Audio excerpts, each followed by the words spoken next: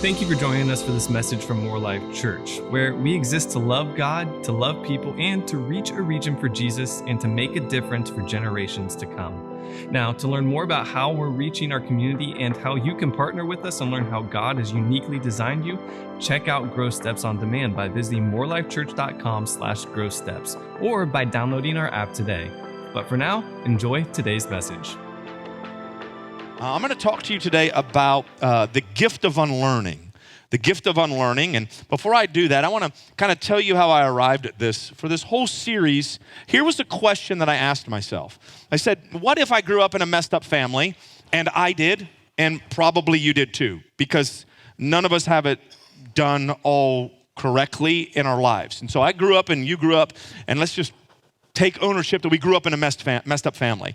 And now I'm repeating patterns that I saw my family pass on to me. What should I do? And so I answered this question. Let's identify which patterns need to be changed, then focus on the action steps that will enable us to move forward toward emotional health and healing. And so this isn't in pursuit of the perfect family. I know I've said that, but I wanted to keep on saying it because I wanted us to get it down in our heart and our soul. Because this is not about you ticking a box saying you did it all exactly correct. One of the things I despise about church and us believers is that when we get a few things together on the outside, something really ugly starts growing on the inside, and it's called self-righteousness. We think that all this stuff we're doing out here with our masks and our facades and the way it looks is good, but let's not make a mistake in thinking that deep down inside, God is not confused about where we actually are in life. So I've just endeavored to lead by example and say, hey, I'm messed up. I'm going to embrace my messed upness and try to grow the best I can. And so I ask these questions, and let me just pull the curtain back a little bit on how I approach God's word when it comes to your life. And why I ask these types of questions. So we've been on this series on family. We've talked about boundaries. We've talked about healthy families, dysfunctional families. We've talked about discipline. We've talked about all kinds of things. And what I do in preparing to have these conversations with you and approach God's word with you is I'll ask myself questions. And then I will come in this room. Sometimes it's really cool because Pastor Daniel will sometimes accommodate my request, and he'll come in and he'll play the keyboard while I'm praying and thinking, and it's like you have like your own built-in kind of David or whatever from the Old Testament, and he's like really cool. And so sometimes it's just me, sometimes it's me with headphones. And what I'll do, just so you know, is I'll sit physically. This is kind of like part of my secret recipe for how I do this. I'll sit in different seats and move around. And as I sit and choose a seat, I'll imagine or think of as many people, situations, and circumstances that I can fit in my mind. And then I'll think about this subject that I want to talk about, family, through that lens. Let me give you an example. Maybe I find a seat here in this center section, and I sit on the end and I think about, maybe I'll put myself in the position of a single parent, raising a son or daughter or kids, while working a full-time or more than full-time job and having to raise them without the kind of support that they would want or crave. And I'll ask myself, now how does this idea land in the heart of that single parent? Or I'll imagine someone who's just been through a divorce or a breakup or lost a loved one. And I'll say, how will these people in this situation and circumstance filter this? And it helps me to kind of like really ask really deep questions of myself so that I can serve you. And so these patterns that have been formed in our families, it's interesting because as I reflected, I thought about, okay, I was raised in a divorced situation. My mom and dad were divorced when I was young. Both mom and dad remarried. And so I processed some of that. And my parents passed on good things to me. They passed on bad things to me, just like they did in your world. We're raised by parents who were raised by parents who passed on to us what was passed on to them.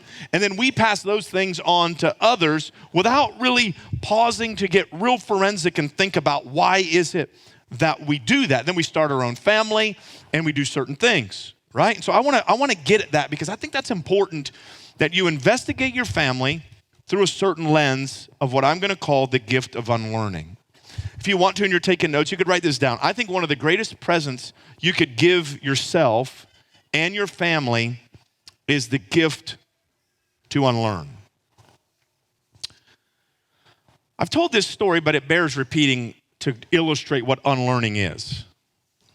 A young couple just got married, and the wife decides that she's going to make her husband a home-cooked meal, and so she asks what his favorite meal is, and his favorite meal is going to be a beef roast. And so she goes and she gets a roast at the store and puts it in the oven, and when the meal is ready, she takes the pan out of the oven, puts it on the stove, and he comes and looks at it, and he makes a drastic mistake, and he criticizes her cooking before he's ever even tasted it. And he said, wait a minute. Why did you cut the ends off of the roast? That's my favorite part.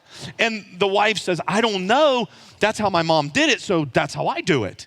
He's like, let's find out. And so she calls her mom and says, Mom, why do we cut the ends off of the roast? And the mom says, I don't know.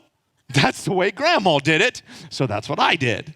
And so the young wife calls Grandma. Hey, Grandma, why do we cut the ends off the roast? It's my husband's favorite part of the roast. Why do we cut the ends off the roast? And Grandma said, oh, that's easy.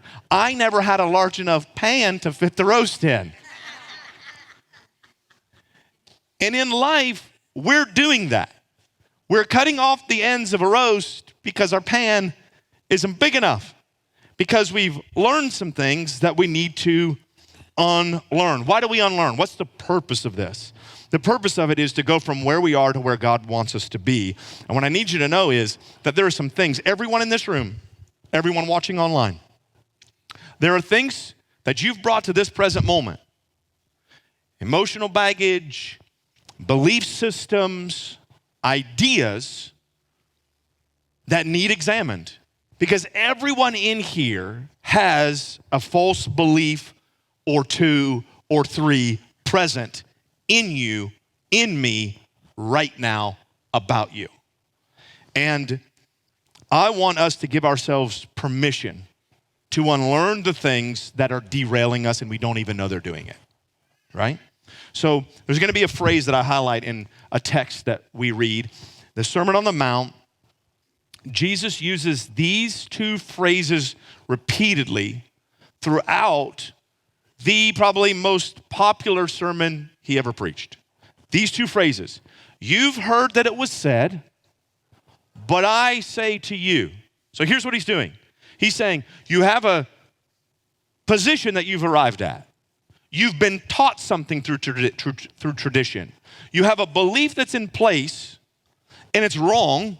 You've heard it was said, and one of the most difficult things for us as human beings to do is to disconnect from things that we've already accepted as truth in our life upstream of this moment. And he knows he's up against that battle. You've heard it said this, I got to rewire that for you, but this is what I'm going to say to you. You've heard this was the truth, but here is the new perspective that I want to offer you. Now, I want to address a position that you may have come up to. And there are two positions when it comes to believing in the ability for a human being to grow and develop. One is called the fixed position, or fixed mindset. Another is called the growth mindset. A fixed mindset basically says, I am who I am and I can never change. The growth mindset says, I can adapt and change and become a better version of who I currently am. So in the scientific world, the human brain is comprised of around 80 plus billion neurons. And early research said that the brain had a fixed number of neurons and nothing could change that. That's the way it is. But in more recent years, scientists have changed their position. And now we understand that the brain, much like the heart, possesses the ability to become adapted, to create new pathways, to do a remarkable thing that it can actually create new connections, and more neurons can actually be added to the brain when we engage in the process of learning, unlearning, and relearning. It actually can work and grow. So I'm saying that because I want you to understand that the current situation that you're in is possible for it to be changed. The reason I compared it to the heart was when I had a heart issue, the doctors explained to me that when you're younger and have a heart attack like I was 4 days before my 36th birthday, had a massive heart attack. Most people, younger you are, when you go into cardiac arrest, the less likely you are to survive it. Because the heart, over a period of time with slow blockages, will create workaround like micro arteries and create different paths for blood flow, so that by the time you age and it's kind of slowly built up with the plaque and cholesterol and all the things that jam up those arteries, that the body has formed a workaround. But when it happens, bang, all at once, and the blockage just occurs immediately, the heart has no alternative but to just react in a violent way. So, I'll say this again, but I'm saying that to say this. Don't put pressure on yourself to unlearn things too quickly. It can break you. Like, let the process work. So here's what Jesus says, and I'm going to highlight these verses, that phrase, those two phrases, all in Matthew chapter 5. Here's what he says. You've heard that it was said to the people long ago, you shall not murder, and anyone who murders will be subject to judgment. But I'm going to change that, and this is what I'm going to tell you. I'm going to ask you to unlearn that and relearn this. But I tell you that anyone who is angry with a brother or sister will be subject to judgment. So then he goes on, and as he's telling this, taking them on this journey through the sermon, verse 27 says this, you've heard that it was said, you shall not commit adultery. But this is what I'm going to say to you. You've been taught this. I'm going to ask you to unlearn and then relearn something else. That anyone who looks at a woman lustfully has already committed adultery with her in his heart. In verse 38 and 39, you've heard that it was said, an eye for an eye and a tooth for a tooth. But this is what I'm going to tell you. Do not resist an evil person. If anyone slaps you on the right cheek, turn to them the other cheek also. Verses 43 and 44. You have heard that it was said, love your neighbor and hate your enemy. This is what you've been taught. It's how you've been programmed. But I tell you this, love your enemies and pray for those who persecute you. Jesus, amongst a whole bunch of other things, is saying, you have the ability to unlearn the things that you've been taught. Some of them are worth re-examining. I'm going to help us walk through that. I want to end this year by giving you something to really think about. What have you latched onto that you need to disconnect from in your belief system? What are those things? Many of us need to unlearn our responses to certain emotions. Some of us need to unlearn our response to anger. Some of us need to unlearn our response to fear. Some of us need to unlearn and relearn a new way to engage with sadness. All different types of emotions and interactions with us and with others that we need to self-correct. So, if you're taking notes, I'd like for you to write this down and think about this. It takes time to unlearn the patterns of behavior we've been brought up to accept as the norm. It takes time. It takes courage too, by the way. Because there are things that have been taught to us in church that when we realize, are y'all still with me or did you leave? Are y'all here just listening real good? Yeah, let me just say it plain to you like this. When you've come to realize that you've learned some stuff in church that was bullcrap, and you have to unlearn it, you can feel like you're abandoning God. You can feel like you're a heretic. You can feel like all these things that people who wanted to control us and manipulate us from a place of power like this, because they wanted you to believe what they believed because they were so insecure that they couldn't rest and be secure until you believed just like they believed. And what I need you to know is that we're all on this journey at different times and different spaces.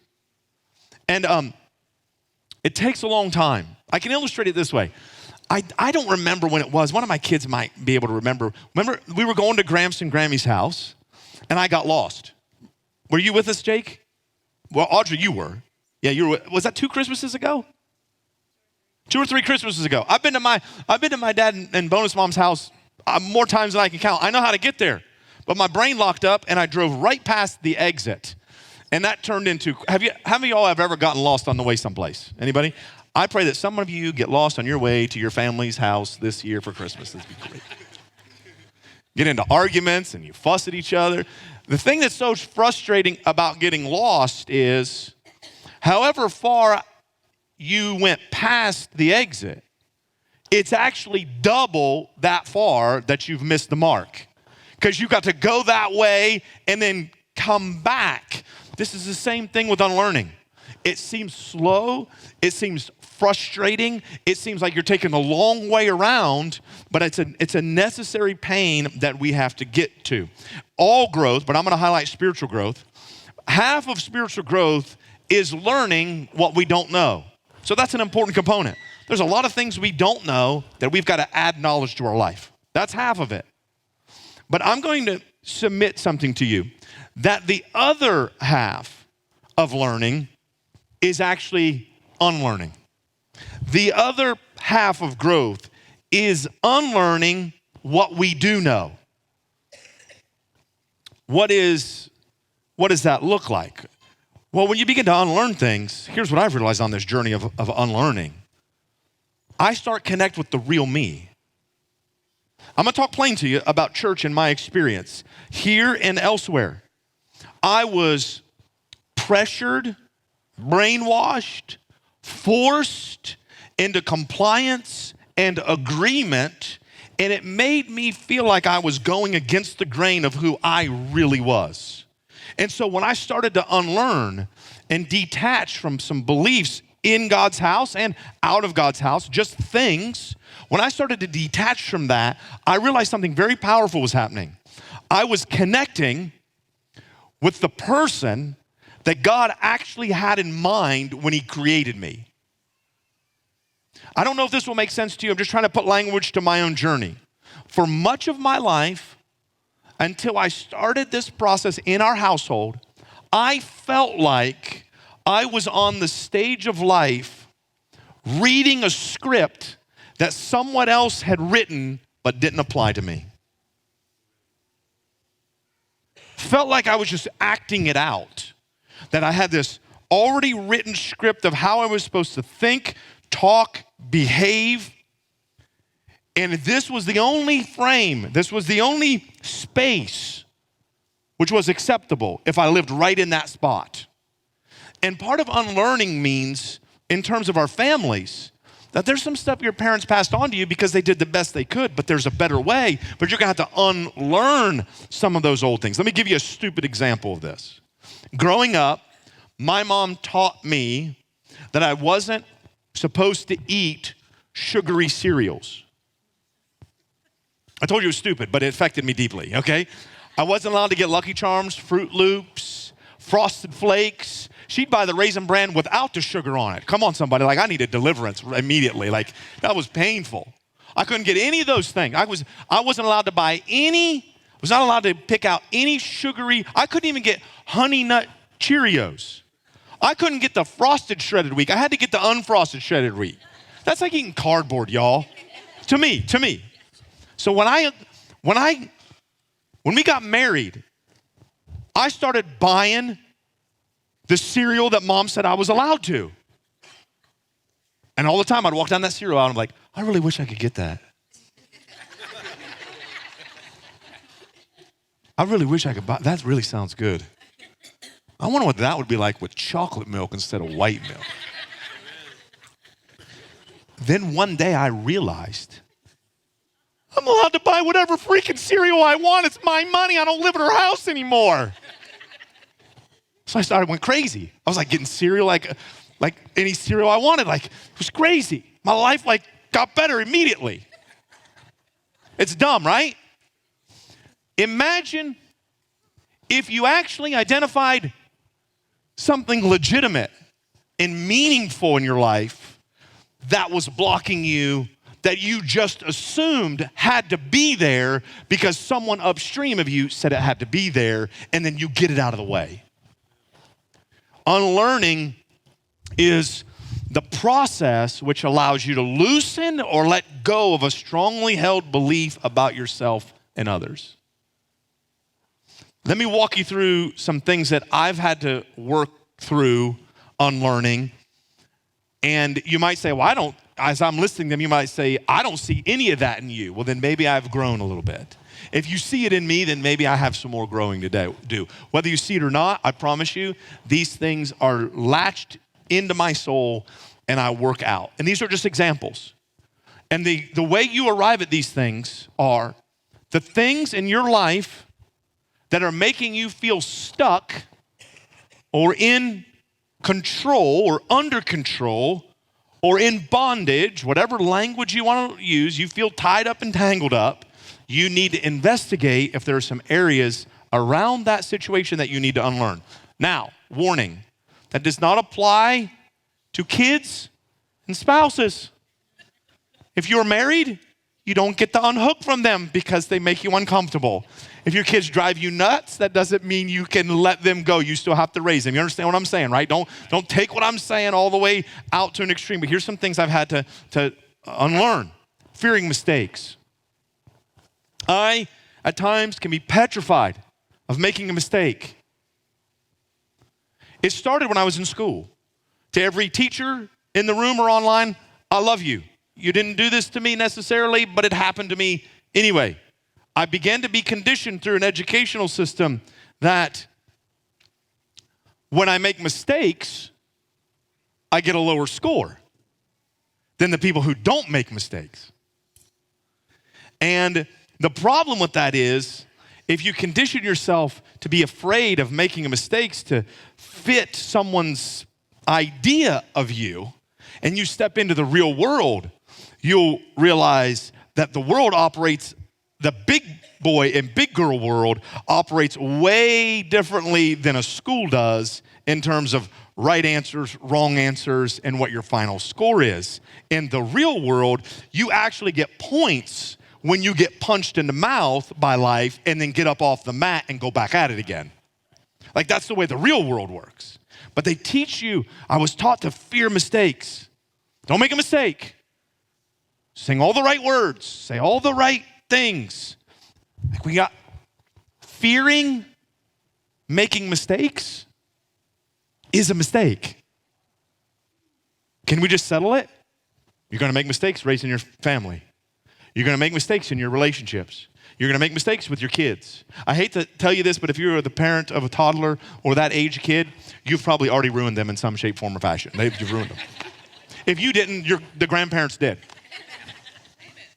And they're going to come to you. I'm telling you right now, as someone, I know because of my youthful appearance,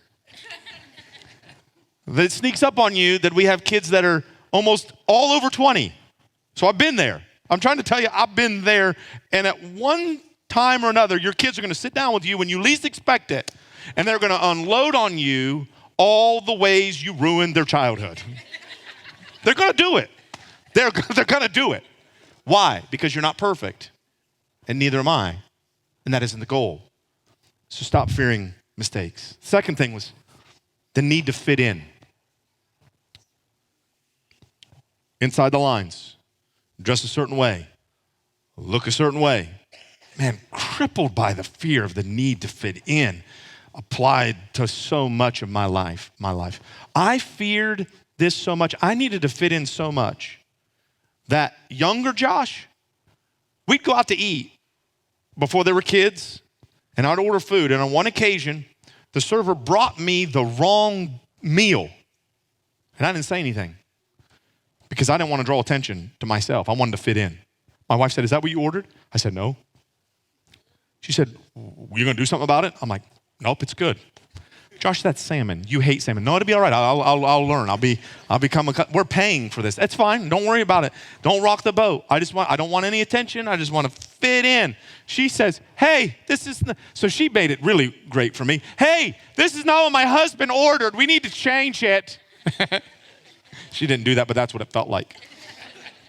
This need to fit in is getting the better of us. It gets the better of me. We need to unlearn that. Let me say something that I can't stop you from interpreting this politically, but it's not how it's meant to be at all. But for the last 20 plus months, our world has been on high alert and all day, every day on the channel of COVID-19. And just as an expression of me just not needing to grow and not care about fitting in, I just need to say this, okay? Just do my soul some good. Could we just have 15 freaking minutes where we don't talk about COVID-19 or a vaccine or a mask? Just 15 freaking minutes. I want to say this because this is massively important to me. There are lots of illnesses that people are suffering with right now, besides that one. That one's real, and many people have been affected, and I understand it's highlighted in our consciousness because it's new. But can I say something just because I don't need to fit in right now? Every day, literally every day, I'm talking with someone who's dealing with cancer or diabetes or kidney failure or COPD. I cannot tell you the number of conversations I've had with parents and with kids about their child dealing with depression. Can I just say, I just want to say this. There are all kinds of people suffering from all kinds of illnesses and struggles, both physical and mental. And I just want to say this to you in the room and those who are watching online. If you're struggling in that physical or mental battle outside of the space of the one thing that's getting the most kind of attention right now, I just want you to know in the middle of your battle, in the middle of your struggle, in the middle of your trial, I see you. I haven't forgotten about you, and no one else has either. I just want to remind you that what you're going through, we are in it with you. If we know you and you've invited us in, we're there with you. Even if we don't know the specifics, we are praying for our friends and our brothers and our sisters. And I just think that needs to be highlighted as well, that someone has to stand up and say, I see you, you're not forgotten. The next one. Unlearn, waiting for instructions and permission. Stop waiting for someone to give you permission. This is your life. You don't need someone to write a permission slip for you to take that step. When we started this church, man, some stuff happened, and it's in the past, but I remember it. And this is something I had to unlearn. I was awakened to reality. I thought that when you start a new church in a community, all the other existing churches are going to rally around and help you and cheerlead for you. That was dumb. I quickly realized that's not the case. They're threatened by you. They're angry at you. They're insecure about what you're attempting to do. And I'm like, you know what? I don't need your instructions or your permission. I'm going to go for it. This is my life. This is what I want to do. This is what I feel like is my assignment, and I'm going to go for it. And for anyone who's out there, and everyone who's out there, that you're waiting for person XYZ, ABC, whoever that individual is, that you're waiting for their permission and their validation. Can I just put you on notice this Christmas 2021? They ain't giving it to you. If they were going to do it, they'd have done it by now, and that doesn't matter. You don't need it anyway. Live your life. You don't need their permission. That's right. You don't need it. You don't need it.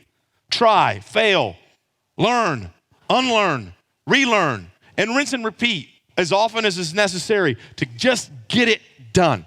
The fourth thing that I had to kind of unlearn is not to question authority. I was raised in an environment where shut up, do what you're told, don't ask questions.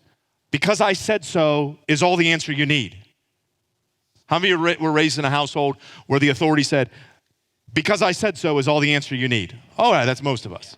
How many of you are repeating that? Don't raise your hand. Sometimes you can repeat it. Sometimes it's a bad idea to repeat it. It depends on the situation. And honestly, it probably depends on the mood I'm in. But that's exactly a good one. And that one is interesting. You couldn't hear it, but I could hear it. And it was, stop crying or I'll give you something to cry about. Right? I'm going to tell you how that can be destructive. Because you might not know why they are crying, and you've just invalidated an emotion that you don't understand. And if you're duplicating that with your kids, you're basically saying, don't question authority, and you have to have my permission before you emote anything. And that is unhealthy and destructive. That's good. That's destructive. So don't question authority. It's just don't do it. Why not? That's a question. That question drives authority nuts. Why can't I question your authority? Because I said so. That ain't good enough. Ask the questions. Authority, I've said this to you before, but I'm going to say it again. In raising kids, there is a moment in time, parents and grandparents, where you have to rely on what I'm going to call an authority frame. Do it because I said so. Stop asking questions. I'm the parent. You're the child. That's all that's needed. But if that's the only level you ever interact with your kids on, or your family and friends on, or your employees, if you're an employer, there will come a point in time, especially in your kid's life, because I said so no longer flies. And they don't have to do it because you said so. They're going to come into a moment where they walk into the grocery store and they realize, I can buy whatever cereal I want. Right. What do you have after that? And here's the thing I want to add to you. Authority isn't enough. It's some, because godly authority is there to protect us.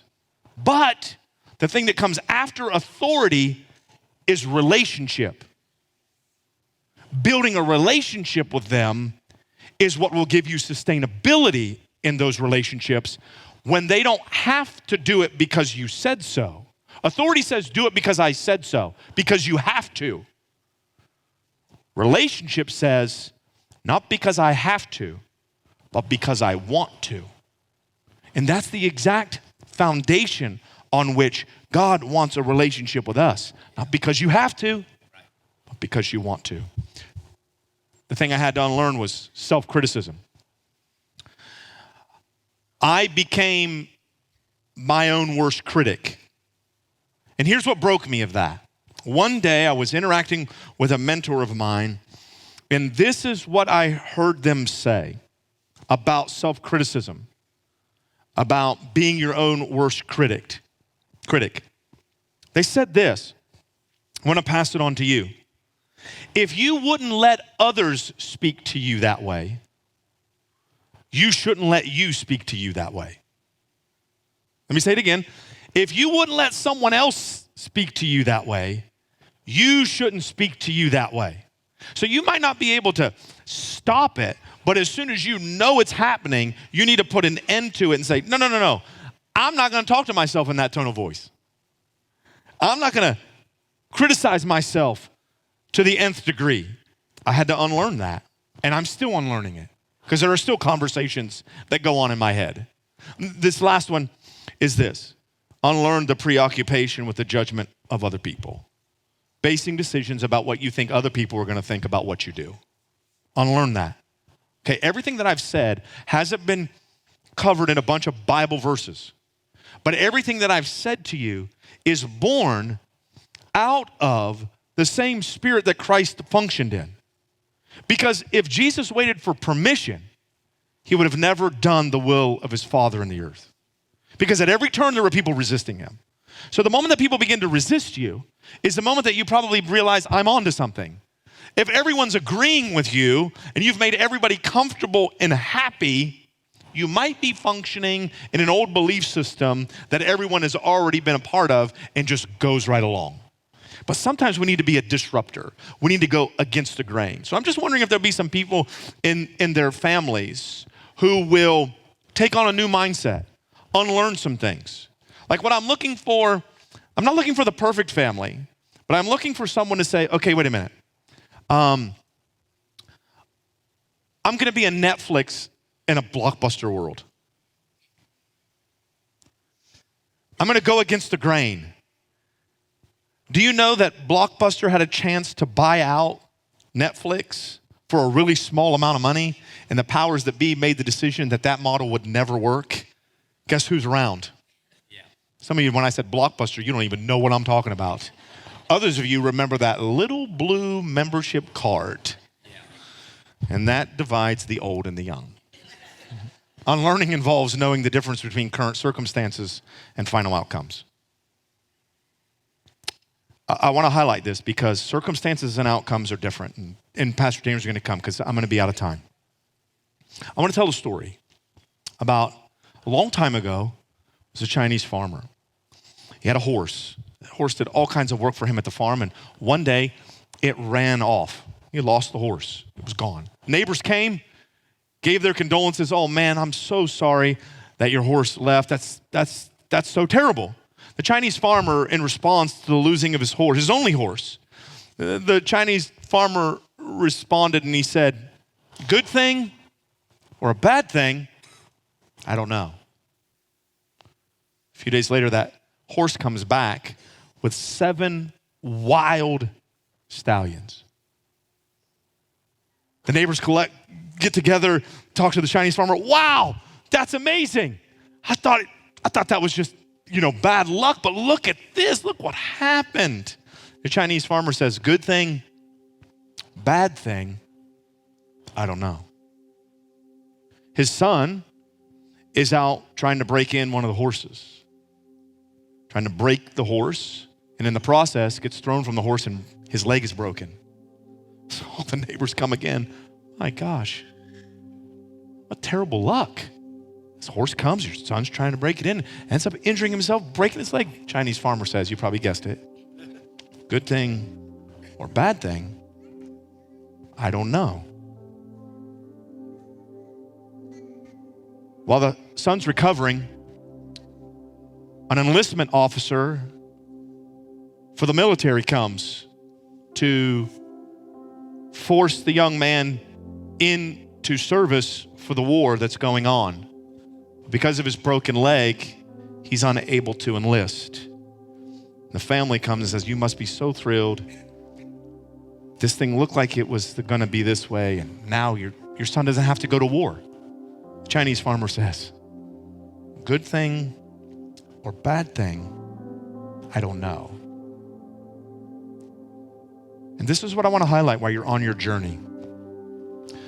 You don't always know the difference between the circumstance and the final outcome. But stay on the path. Keep it going. Don't quit just because you get uncomfortable. Because this is true, and I need somebody to hear this. Unlearning requires both humility and teachability. It takes an incredibly strong person to say, that thing that I held as true, now I'm realizing isn't true, and beginning to act on that and unlearn and then relearn. That's a very strong person who's able to say, I've believed this thing for 10 years and it's not true. Most people won't do that for fear of looking foolish. To say, I built my life on something, or I was doing this. Humility and teachability matter in this journey. And this is what Paul says. But while knowledge makes us feel important, it's love that strengthens the church. Anyone claims to know all the answers doesn't really know very much.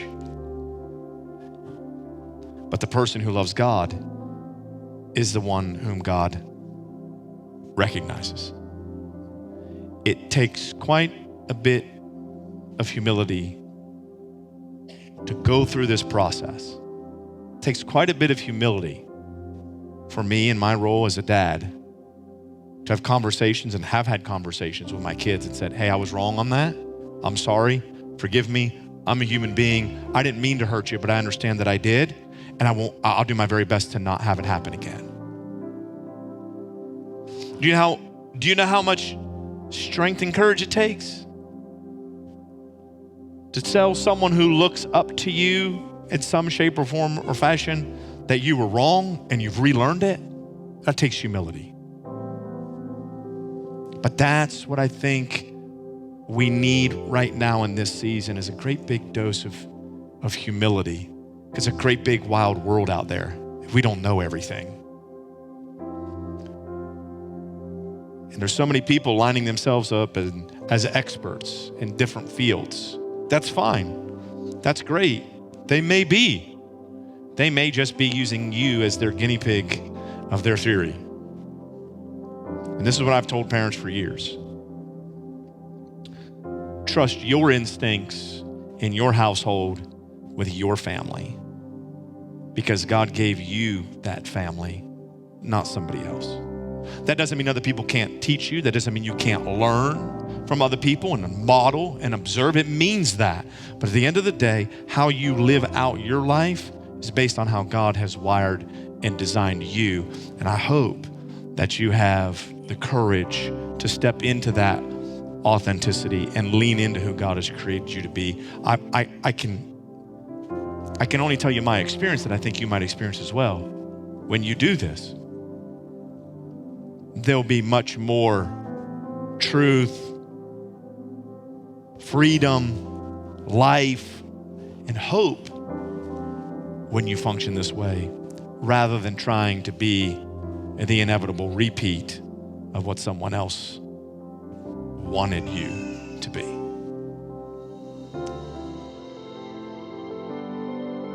Thanks again for joining us for this message from More Life Church. Now, if this message spoke to you, we would love for you to share it with someone you think could use it. And finally, if you would like to partner with us financially, you can do that by visiting morelifechurch.com/give. Now have an amazing day.